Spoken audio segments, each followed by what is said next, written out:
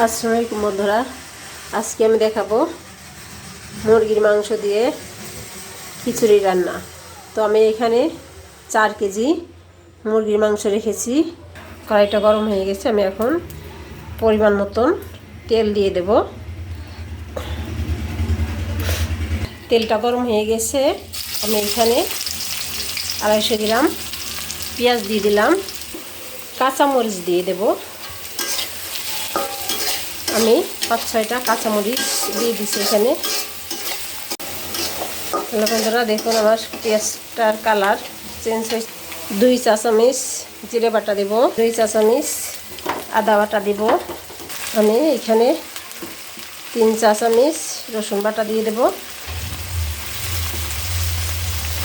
1 চা চামচ ধনিয়া গুঁড়া, 2 চা চামচ মরিচের গুঁড়া আমি দিয়ে ভালো করে এখানে 2 চা চামচ পড়ে যাবে। একটু পানি দিয়ে দিলাম। ভাজা হয়ে গেছে, আমি এখন পোড়া মাংসটা দিয়ে দেবো। বন্ধুরা, আমি এখানে 10-12টা এলাচ এবং কারণ আমি এখানে আপনারা বলবেন সাদা দেখাচ্ছে তো খিচুড়ি। বন্ধুরা, আমি ঢেকে দেব কিছুক্ষণের জন্য। বন্ধুরা দেখুন, অনেকটা মাংস থেকে পানি ছেড়ে দিয়েছে। তো আমি সেই মশলাটা কিছুটা দিয়ে দেব, আর কিছুটা আমি খিচুড়ির মধ্যে দেব। বন্ধুরা দেখুন আমার মাংসটা।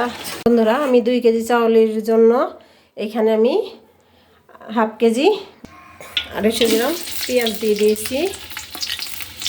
আমি এখানে কাঁচামরিচ দিয়ে দিলাম। আমি এখানে আদা রসুন জিরা সম্পূর্ণ মশলা আমি এখানে আগে থেকেই এক জায়গা করে রেখেছি। 2 চা চামচ, কারণ যেহেতু আমি 1 চা চামচ ধনিয়া গুঁড়া দেবো।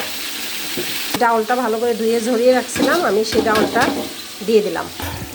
বন্ধুরা দেখুন, আমার মশলার সঙ্গে ডাউল এটা দিয়ে দেবো।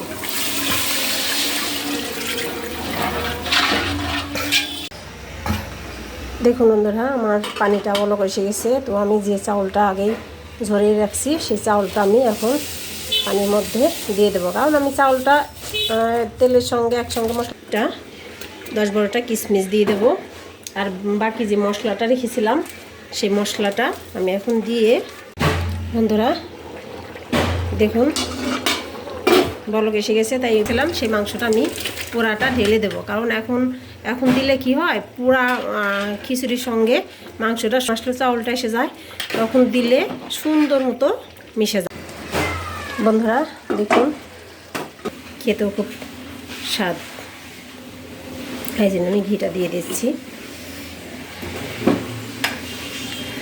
বন্ধুরা দেখুন, আমি ঘিটা দিয়ে একটু নেড়ে দেব।